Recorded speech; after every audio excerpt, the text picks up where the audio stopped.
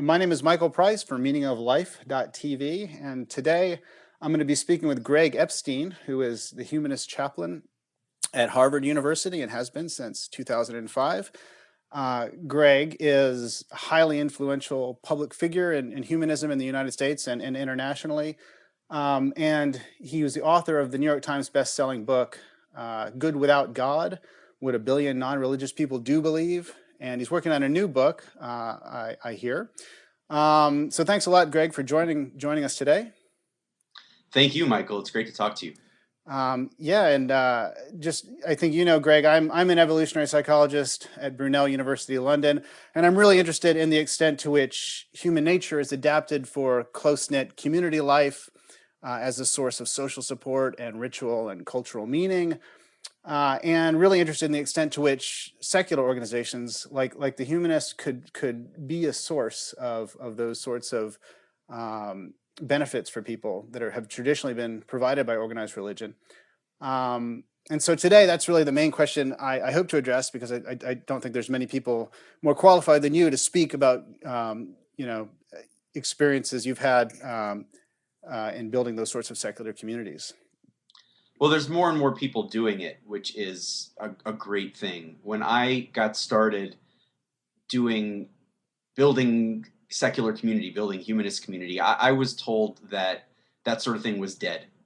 That it was about a decade ago, give or take, and I've been in my job for 10, 11 years, and I was just told that secular religion is dead. Not that I call it secular religion. That word or that phrase doesn't really resonate with me that much, but that's what I was told. That people heard about what I was doing and they said, no, that's not going to work anymore. But there's just so many people who are getting involved in this kind of thing.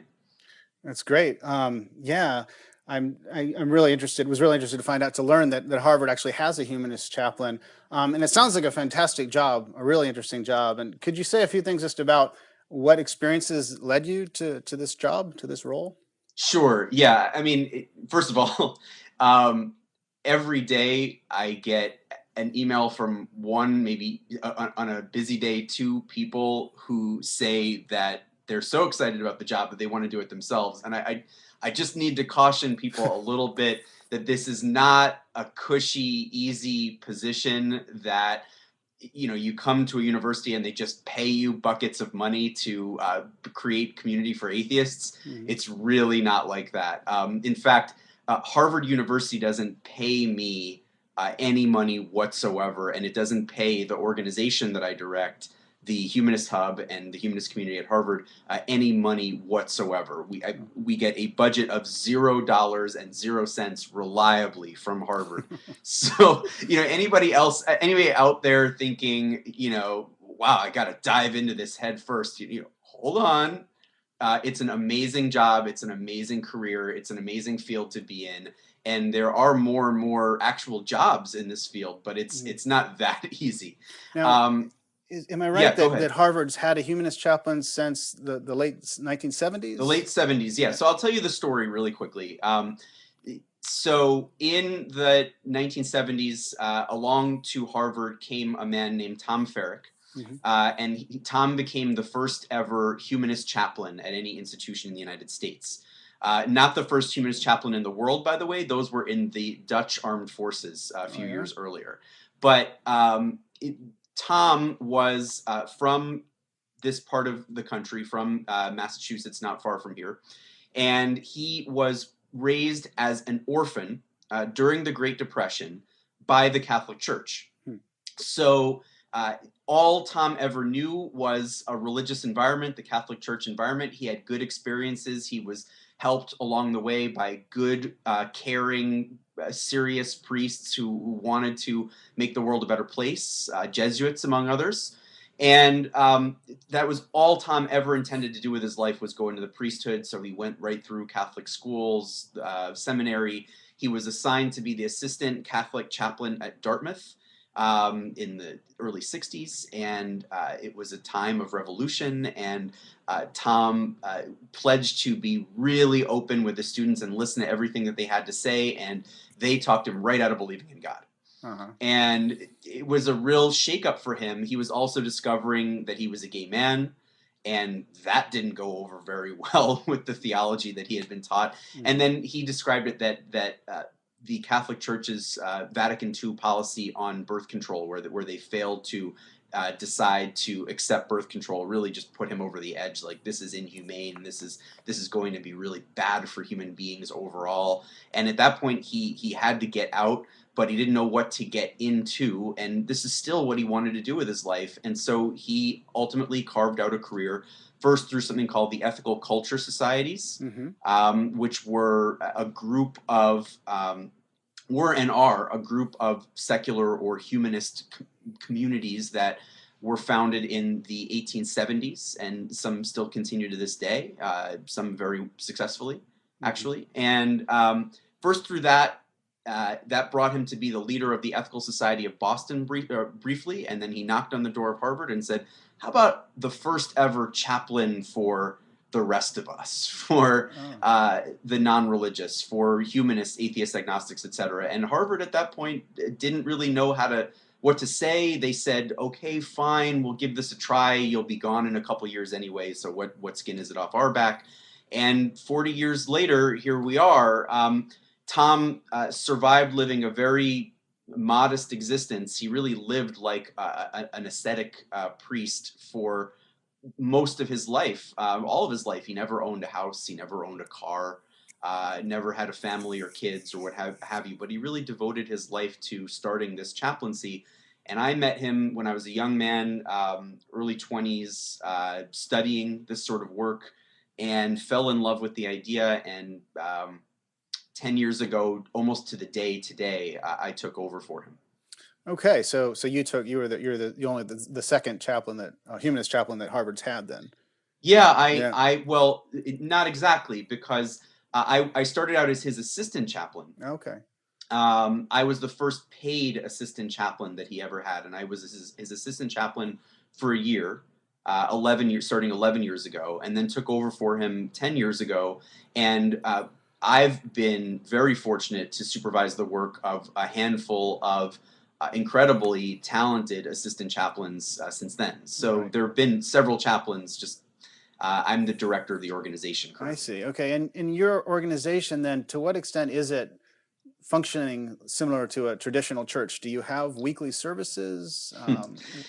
It's evolved a lot. So if there's anybody who's watching this who checked us out years ago in one capacity or another and hasn't been back in the last year or two, it really has evolved a lot. And it's Mhm. been fascinating to watch it grow, to watch this idea of a community for humanists, atheists, agnostics, and allies. We welcome religious allies to come to our programs. I'll talk about that later, maybe, Okay. to grow. But so we do now. Let's focus on what it is now. I should say a bit about what it used to be, because when I started, what I now direct is and was a nonprofit organization. Mhm. We were called the Humanist Chaplaincy at Harvard, but we're not funded by Harvard. We're independently funded. We had a $28,000 annual budget when I started, and we basically served a handful of Harvard students. That was it. You know, there were a handful of Harvard students who, at that point in 2004 or five, identified as humanist, atheist, agnostic, and were actively involved with our organization. And I was a counselor to them. I was a helper to them, an organizer for them. But it grew really, really quickly once we sort of started putting energy into this idea that maybe this could be bigger, maybe it could be more. And it's grown out of control Yeah. since then. And now we have our own center.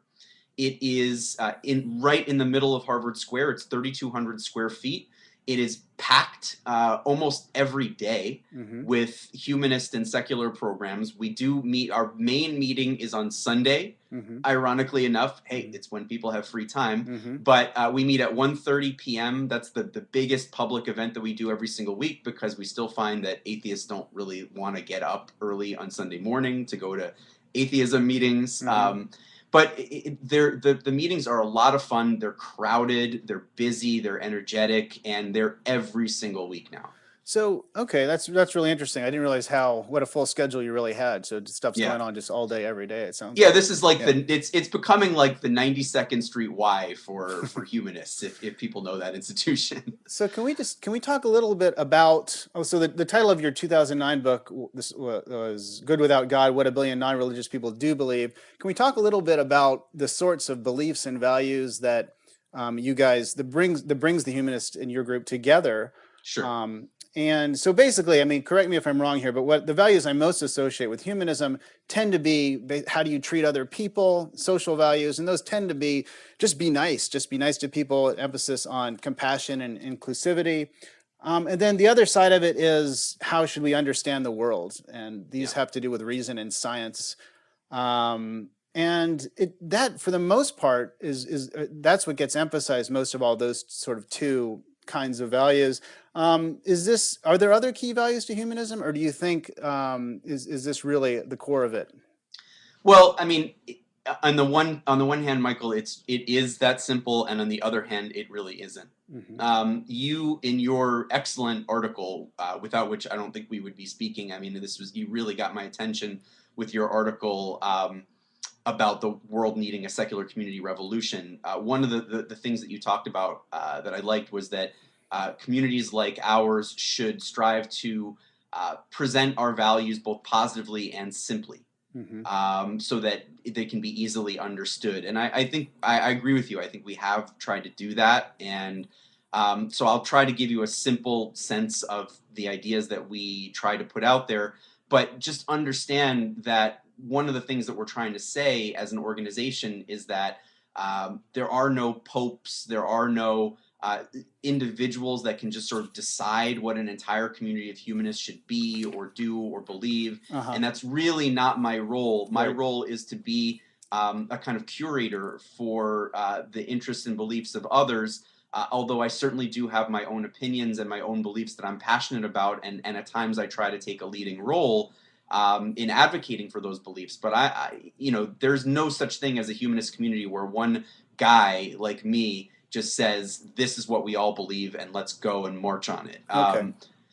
But anyway, in terms of Good Without God, what I wanted to do at that point in time, this was 2009 or 10 when the book came out, Hmm. was right around the time that the new atheists, as they're called, Sam Harris, Christopher Hitchens, Richard Dawkins, etc., Hmm. had been publishing a sort of steady stream of best-selling books. And I found it really fascinating that America seemed to really be ready for mainstream publications, best-selling books that were getting major attention from a cross-section of society, to talk about what atheists do not believe in.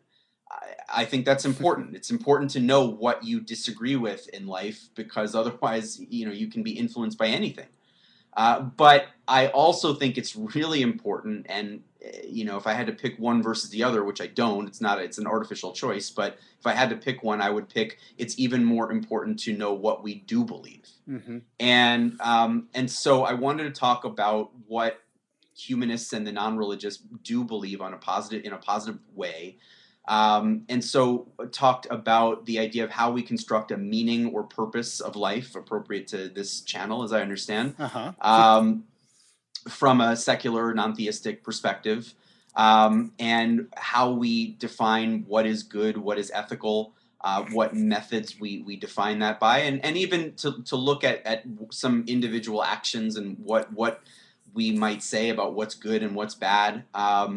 And I ended the book with the idea that ultimately one thing that would be really good for people who are living lives without a God, without a supernatural presence as something we believe in, um, would be to form communities. That community really is at the heart of what human beings can do for one another to make this life good and meaningful. And that's really the emphasis of the book. That's why this next book that I'm working on with a great co-author named James Croft, which will come out in about a year, is really all about the idea of the secular community, the humanist community, the godless congregation. Okay, so really, the community itself is front and center when it comes to when what humanists say brings meaning to life. It really emphasizes the community itself. Yeah, but well, from my perspective, it should, and I'm really thrilled to say that when that book came out, that was probably the most controversial aspect of the book, other than maybe the idea that we should work collaboratively and cooperatively with religious people, which I also argued for and continue to do. Okay. Those were probably the two most controversial aspects of the book back in 29 and 2010. Uh-huh. But since then, I think that a really big consensus has been built. Not to say that everybody agrees today, but that a huge number of the people who are involved in something called a secular movement or a humanist movement Hmm. have now started both collaborating with religious people on common projects Hmm. and building secular communities. It's amazing to see the transformation, and I can't wait to see what comes next. Okay, yeah, that's really interesting.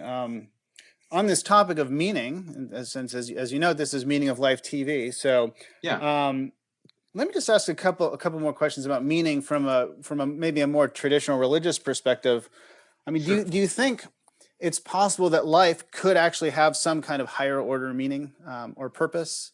So what I mean by that is the concept of function is very commonplace in biology. Of course, it's how evolutionary biologists understand the operation of adaptations. The function of adaptations function to solve some kind of problem related to survival or reproduction. So Hmm. in that sense, uh, evolved aspects of organisms have meaning. They have function. Do you think human life, human existence, could have some kind of sort of analogous, scientifically discoverable function?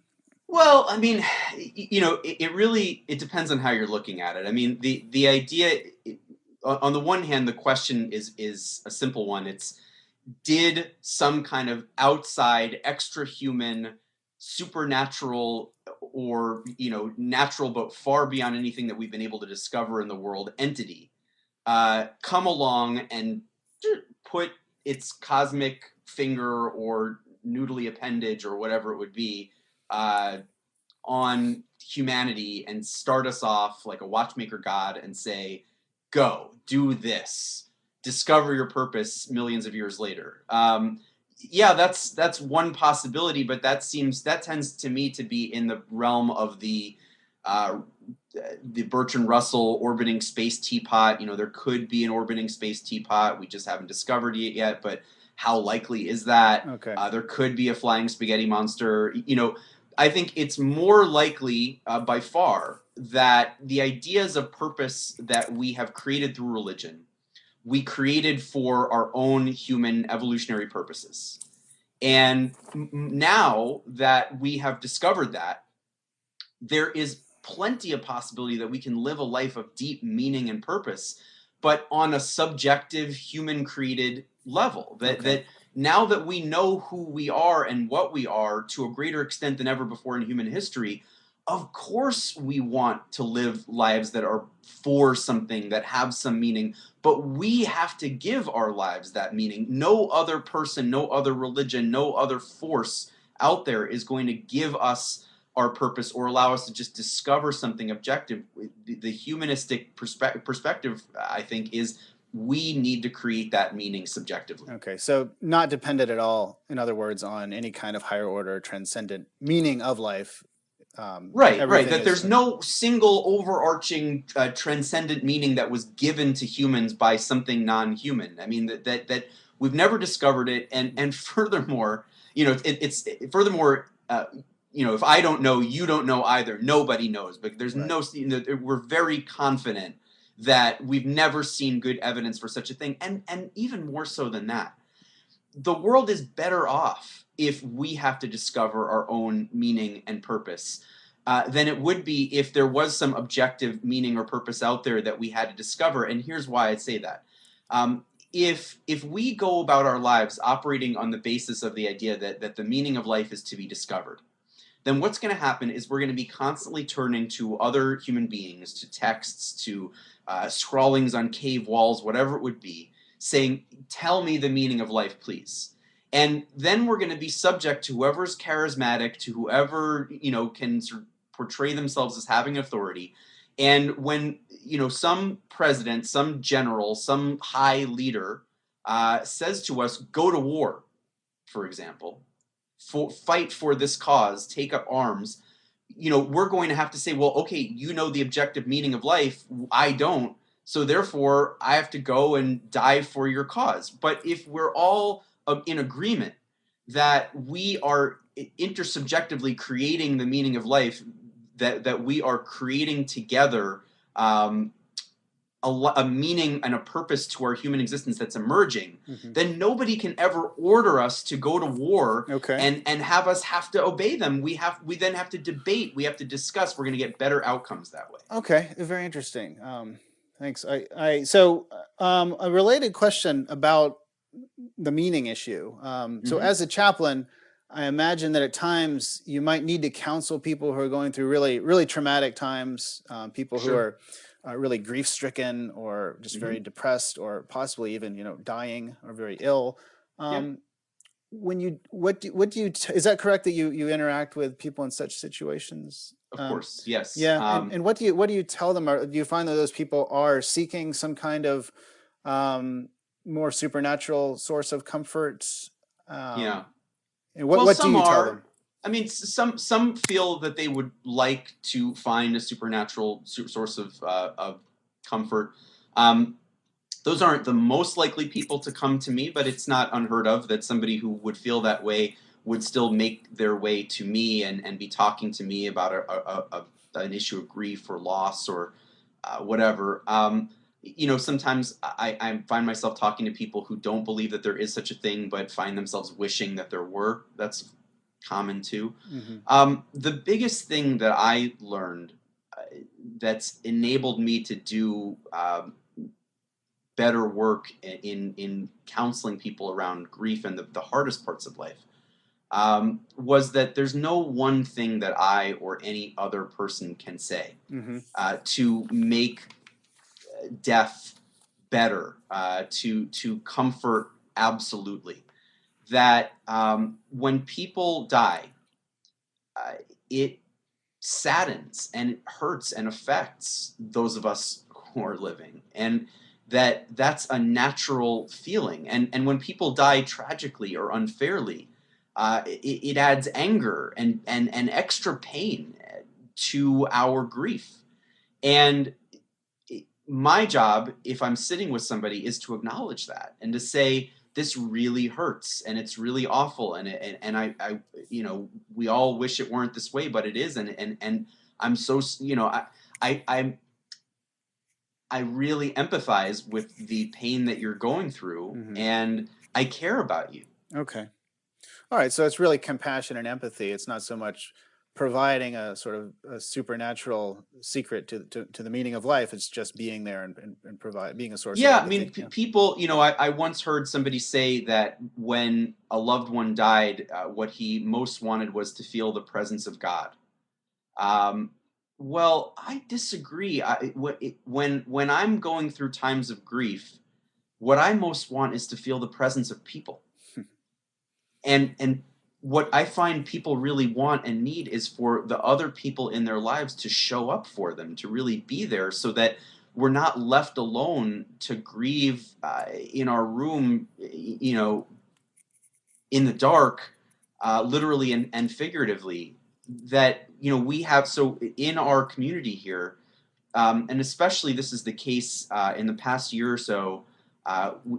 About a year and a half ago, we leased the space that I talked about earlier, and so now we have a physical space that people come to for a humanist community on a day-to-day, week-to-week basis. And we, when we get together, for example, I said our biggest event is Sunday, and it's really big and crowded. And then we have small discussion groups that get together every Monday, and a lot of great people are coming back again and again, week after week, to these groups. At first, I felt almost guilty organizing them, because I thought, wait, these are really busy people. There are lawyers, there are scientists, there are people from every walk of life, students, and just people who are hustling, trying to make ends meet in Hmm. our community. And I felt bad taking their time, asking them to come to something Sunday and then something Monday, and often other times it felt weird and totalitarian to me. But Hmm. people come because they really like being around each other and they want to spend their free time meaningfully. Uh-huh. And so what we do every Monday, we meet and we ask people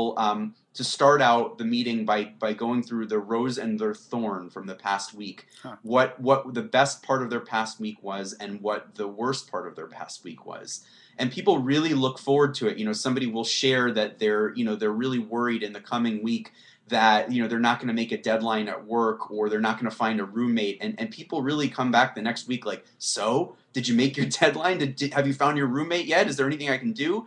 And in that way, when somebody's parent has a stroke, when somebody gets into a bad accident, when somebody has a heart attack, I mean, these things have all happened just in the past few weeks in our community. Uh-huh. We take action. We sit with that person. We go through, what are the things that we can do? Can we cook you meals? Can we visit you in the hospital? Can we make your life better in some way? And if not through some kind of action, then just let's be here for you and let you talk about it. And it's really powerful to see. Yeah. Okay. You've mentioned leadership a couple of times in our conversation Hmm. today, and especially how humanism doesn't have any sort of really authoritative figures or sources of ideology. And I guess what I'm wondering is, this is sort of a two-part question. Do you think humanism could have that kind of leadership, or if it's going to become, the second part of the question is, do you envision humanism ever becoming really a large-scale social movement, sort of international social movement on the scale of one of the big modern organized religions? And if so the big world religions often they spread thanks to really pivotal, important leaders. So, do you think humanism could or should produce its own Moses or Jesus or Mohammed or a figure like that? Moses was a fictional character, most likely. We know that from archaeology Uh, and other social sciences. But hey, that's fine. No, but seriously, short answer is yes. I think that there is that there's huge potential for a humanist or secular community movement. I think that there are millions and millions and millions of people out there who could benefit from having better and more effective communities. And I think that professionalism in those communities is incredibly important. That there will and do come points where communities are trying to form, and they find that there is a real need for the people who are leading or who are facilitating those communities to be well trained, to have a high set of expectations on them and a set of professional standards that they need to adhere to have a really effective mechanism for addressing issues that come up, including flaws inevitable flaws in whoever is in these leadership roles. mm-hmm. But I also think that the role of leaders, even having said that, can be exaggerated. Uh, Martin Luther King, Gandhi, Moses, Jesus, some of those individuals actually existed. Mm-hmm. And they were all perhaps important, whether, in the story or in real life. But everybody who's ever been a great leader has had their role exaggerated by history. There are, if you go back to the great movements, the movements that have really made human life better and more meaningful, there have been thousands of people that have been working alongside any great individual leader whose name we might know Mm-hmm. to improve that community. And I mean, Martin Luther King, just as an example, people should know the name A. Philip Randolph. A. Philip Randolph was one of the greatest Black civil rights leaders in the United States until Martin Luther King came along. Randolph was also one of the most famous, but King's fame just took off, and a lot of other names alongside his have been lost. but Randolph was a confirmed secular humanist, signed a document called the Humanist Manifesto 2, which was published in 1973, and really came at Black civil rights leadership from a secular and atheistic and humanistic point of view. Mm-hmm. But his name's been lost. We're going to have tons and tons of people who are going to get involved in humanist and secular community leadership. Some will become better known than others. Some will become better known at times than others. But it's going to take a huge village and a very diverse set of women and men, people who are gay, straight, and have other, identities, who are from many different ethnic and racial and cultural backgrounds, Mm-hmm. and we're all going to have to do this together. And it's not going to be easy. We're not as skilled as we wish we were in figuring out how to work together and how to support one Right. another. There Yeah. are tendencies towards competitiveness and whatever, Right. but we're all going to have to do this together. Yeah, that sort of leads on to another related question. So, I mean, it sounds like you see humanism as having the potential to become a much more influential political and social force in the world, and that Yeah, you think that would be a good thing. I do. Yeah, and then you mentioned, so one aspect that could facilitate that would be good leadership. Another thing would be, as you just alluded to, unification of. I mean, there's so many different groups, so many different secular organizations in the world. I think of the Humanists as probably the largest and most influential, but there's organizations like the Sunday Assembly that started here in London and has Mm-hmm. spread internationally. The Richard Dawkins Foundation, Freedom from Religion Foundation, and lots of groups that call themselves rationalists or atheists or secularists, etc. Mm-hmm. Do you Yep. think these groups could be more united, or is there an advantage to maintaining this kind of diversity and fragmentation? And if you say united, what do you think the key is to really bringing all these different groups together? I think that these groups can be more supportive and more cohesive. I don't think that it's necessary to get them all together and say, all right, we all have to collapse ourselves into one central organization and dissolve any differences or any stylistic differences between us. Because I'd say, let a thousand flowers bloom. Let people go out and start all different kinds of methods of organizing these communities, and it's going to take some time to figure itself out. Again, what I'm really interested in is I'll give you a few ideas that I really want in my own community. And, if others disagree or have other areas of focus, then that's fine. But for me, I think that some of the things that we need in order to realize our huge potential and to become a major worldwide movement on par with, although different from, the major religious groups in the world. Some of them are we need professionalism, like to be really serious about our communities. We need spaces in which to operate. We need well-trained leaders and facilitators. We need really beautiful art, music, drama. It needs to be fun and meaningful and engaging to come out and celebrate and be part of a humanist or secular community. There's so many different ways to do that, though. I mean, I love world music. I love poetry. But some use more comedy. I mean, there's all different ways to do it. I think there needs to be really meaningful support for our fellow community members. Whether it's helping people deal with death and grief, as you said. Or just the idea of 8 hugs a day. We had a neuroeconomist named Paul Zak who has a great TED talk about Right. Oxytocin and love, and just like people really supporting each other on a visceral level. Mm-hmm. You need 8 hugs a day to have to be at optimum health in terms of your level of oxytocin, and just a warm community is Okay. something that's important to me. Yeah. Families, kids. Mm-hmm. We're really, really active at the Humanist Hub now in terms of having a very active program designing a curriculum for the kids of non-religious or interfaith families Uh-huh.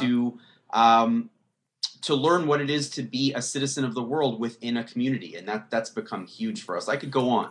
Yeah. So, yeah, very interesting. So it sounds like you think the actual meeting place and having face-to-face meetings, um, how essential an aspect to building secular communities do you think that is? Some people think maybe it could just be virtual, maybe it could all be done online. What do you think about that? Yeah, I mean, no question that online communities have been have had positive benefits on the world, but they're not sufficient. And to the extent that we rely on online life for our meeting our community needs, I think we really run some serious risks. Online worlds can do a tremendous amount for us in terms of helping us to get informed, helping us to get active around causes that are important. And they can even help us realize how many wonderful people there are to connect with.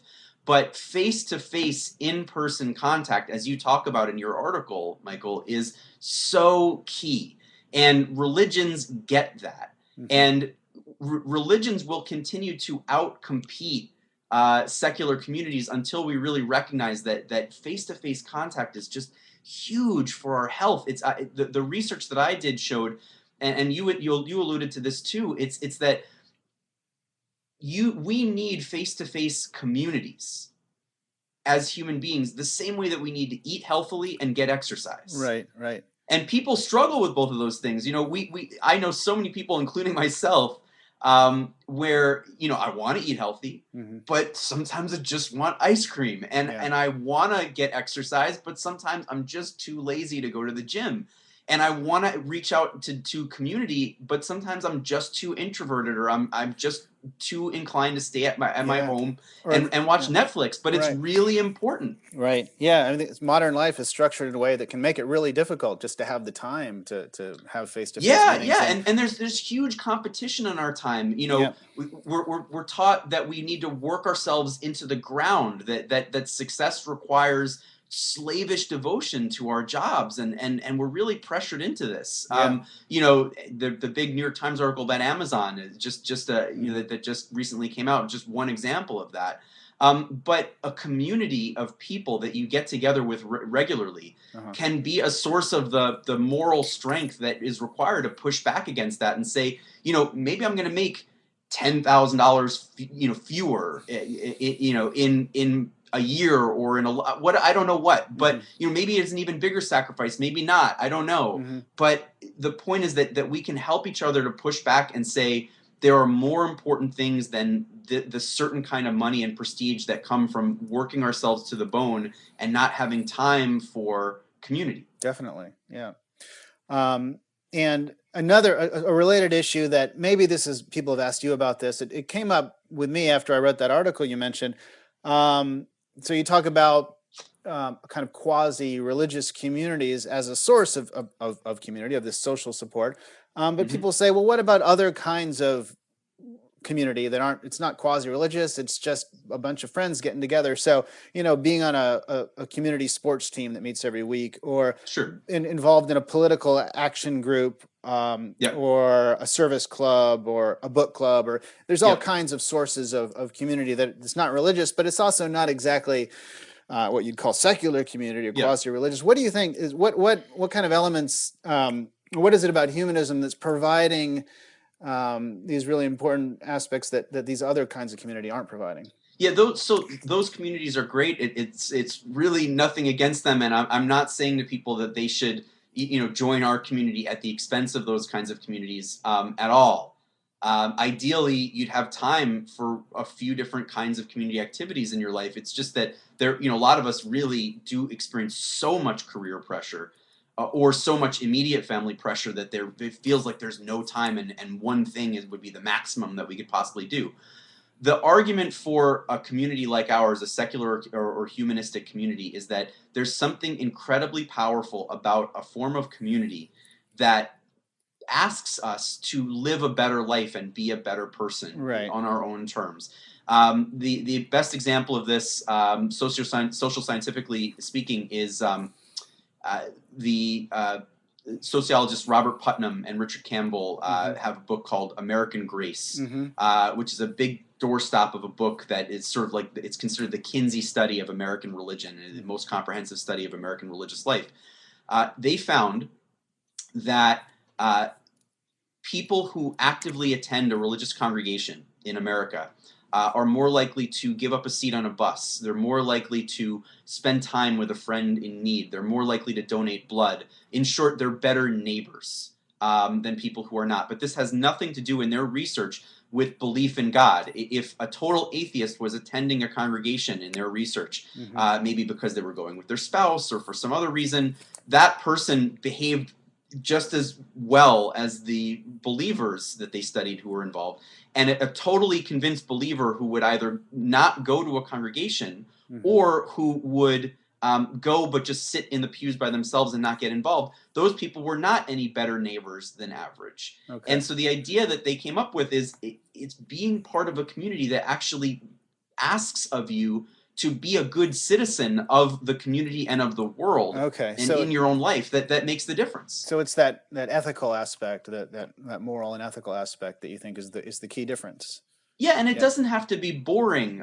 You know, there's a lot of good social science to indicate that early communities, early human communities that looked at the meaning of life were incredibly joyful and had a huge amount of fun, and that the rituals were exciting. And you know, we need that too. That's a huge part of what our communities can look like. Right. Yeah, and I guess some other aspects might be humanist. I mean, humanism has ceremonies like weddings and funerals, and so they Oh can yeah. provide be a source of ritual to mark the most important moments in a person's life. Yeah, And, I mean, funerals, weddings, baby naming or welcoming ceremonies, and Right. now we're even starting to get into confirmation ceremonies So for our kids that are coming of age. It's huge. It's Yeah. huge, and they're really beautiful experiences. And those are things you couldn't get from a book club or a sports team, for Right, example. right. Yeah, I mean, you know, I even know many secularist groups that don't have anybody that's actively involved that's really well trained to provide those kind of ceremonies, or that there's no focus on them. You know, we have people where they're actively attending the community, and then you see them get pregnant, and they go through their pregnancy period, and then, you know, when they have their kid, it's like the entire community really wants to gather and celebrate with them. It would be disappointing to you know, be friends with somebody and go through life and be talking about the meaning of life with them, and then you see them have their first child, and there's no opportunity for a really meaningful party to celebrate that. And our community model encourages that, and it tries to advance that and have more and more of that. And there's also that intergenerational aspect, which you've alluded to a couple of times. It's really, really nice to see. Yeah, it makes religious and secular humanist communities unique in that it really tries to bring all generations together, and it really is. You can't get that from most from a sports team, say. Yeah, that's something that we really love at the Humanist Hub, is that, so we're working on diversity. It's not easy, as I wrote about in Good Without God, and I'm continuing to explore. It's not easy to build a community that's diverse. There are all sorts of social forces that push against diversity, and you really have to push for it if you want it. But so we're working on gender diversity, and that's getting better and better. In our community, we're working on diversity in terms of race, ethnicity, culture, and that's getting better. Although, you know, we've got a lot of work to do on that, but we're really taking that seriously. Yeah. But we have a lot of age diversity. We have people who are really connecting with one another, who are senior citizens, and who are teenagers, and who are everywhere in between, and it's really growing that in that sense. Great, yeah. So that's very encouraging. What about so we've talked about unification a little bit. On that topic, one reaction to the article I wrote was also, in order for these communities to get together and really bond and really have a reason to get together, they need shared goals.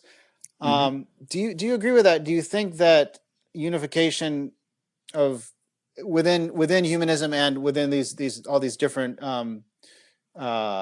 secular groups would be facilitated by having more shared goals? And if so, does humanism have any sort of wide-ranging shared goals?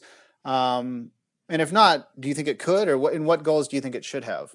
Yeah, so I think there are a lot of shared goals, and these are not objective goals that everybody has to obey, but there are some real shared goals, and I'll give you an example. I mean, um, a lot of us in at the Humanist Hub community in the past year have been paying attention to the dialogue around race Uh-huh. in America today and have been watching some of these examples of horrific things happening to people, most likely because they are black. Uh-huh. And it's been really painful to watch the stories of Michael Brown, Eric Garner, Sandra Bland, et cetera, et cetera.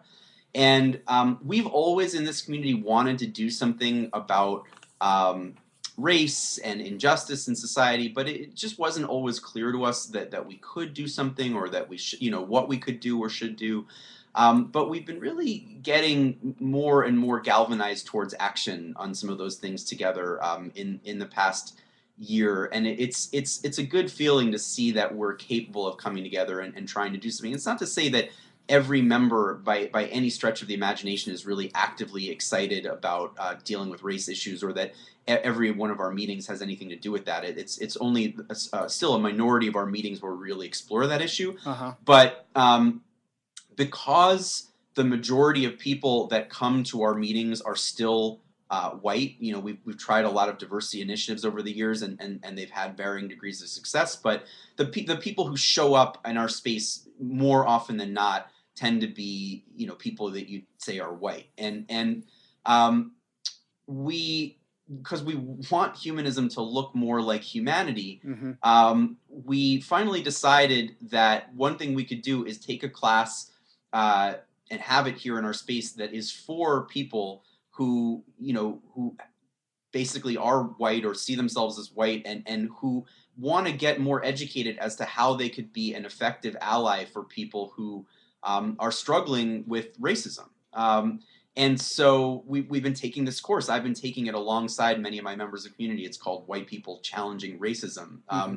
And it's been really interesting to see us move towards common action. We've been thinking about how could a community like ours be active on combating climate change. And in fact, Uh-huh. our children's program, which is really expanding this year. So I'd love to give you an update in about a year about how much more we're going to be doing with young kids and families. Mm-hmm. But that program is working with an organization called the Center for Earth Ethics and its founder, Karenna Gore, the oldest daughter of Vice President Al Gore, Oh. to design a kids' curriculum teaching the children of secular and humanist and interfaith families about climate change and what we call earth ethics. Uh-huh. And it's going to be really interesting to work with people like the Gore family Mm-hmm. to teach this growing generation of Mm-hmm. secular and humanist kids what some of the practical issues and ethics are and how we can actually do something about them. I'm very excited to see what we come up with. Yeah, that's really interesting, and I'm glad you brought up climate change too, because that leads me to another question I had about. Well, humanism seems to be very forward-looking and concerned about the future, and focused on dealing with sort of big problems that humans face in the future. And I think part of this reason it's so forward-looking is it does have this commitment to science and reason, which means it has to be open to new ideas and new insights and new knowledge, and be able to incorporate those into its worldview. And by the same token, it doesn't seem to carry a lot of baggage in terms of tradition compared to traditional religions. Yeah, And I mean, yeah, I mean, I guess what I'm wondering is, could that be? Do you see that as an advantage or a disadvantage to humanism? Because a lot of people I know who are religious, or who just have some kind of strong cultural identity, they really get into the tradition and the heritage of it, and that's a really important aspect of their identity. mhm. And so I'm wondering, do you think that could be a weakness? I mean, it certainly seems like a strength of humanism to me, but could it also be construed as a weakness? I think we just need to be honest with ourselves that humanism and secular communities, they're going to have a lot of strengths and a lot of weaknesses, and we have to be willing to emphasize our strengths and be honest about our weaknesses. And so, yes, the fact that there are exuberant or meaningful or inspiring rituals in religions that believe in supernatural gods and ideas that we disbelieve in and in some cases really disapprove of, um, that can be a challenge for us because the ritual is there to bring people together more effectively. Hmm. And there are ways in which having a ritual that really takes you far beyond yourself, um, can really help us get out of our headspace and into our heart or our emotions and function more effectively as human beings. And these religious rituals have been designed over the course of thousands of years to do that effectively. So if we're going to leave them behind, if we're going to say, I signed a contract before I came to my job saying that I would not pray in publicly, not even as a metaphor will I pray to God Hmm. or do anything worshiping the supernatural, what have you. And I'm proud of that. Yeah. That said, people sometimes rely on certain verbal formulas that involve praying to God to get them out of their intellectual space and take them into a place where they can be more compassionate and Right. more relaxed and more feel more of a sense of thriving as a human being and flow. So we need to work on designing that and accept that we're going to be imperfect for a while, and that we're not trying to rewrite history in a day. We're just trying to live the best possible lives that we can, Right. to build the best social technologies we can, and and to connect with the earth around us. The one of the things that humanists do bring to something like climate change is this earth, this pale blue dot in the middle of the universe that we're sitting on, not in the middle, but not at the center, by Hmm. the way, Hmm. um, is all we have. And every ounce of the meaning of our lives is tied to this rock that we are sitting on. And we must protect it. We absolutely have no choice but to give what we can to protect this. And it's going to take sacrifice and it's going to take cooperation. And we can be the group that fights the hardest for that. Hmm. We can be a group not that does it all on our own. God doesn't, climate change doesn't care whether we believe in a God or not. And we're going to have religious allies for this. Uh-huh. But we can be a group that takes it upon ourselves to lead the way. Absolutely. And that we're just about out of time. What does the little Yeah. timer say under your screen? Is it about It 15 says minutes? 49:43, and I've got to get to a Okay. meeting, actually. Do you have time for one quick question? Sure. Just what do you think humanism's biggest challenges are for the future?